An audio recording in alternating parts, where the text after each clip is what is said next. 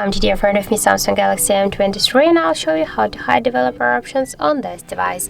So first you should go into the settings application and scroll all the way down, and the last section always is the about phone section, but if the developer options activated on your device, the last section will be the developer options.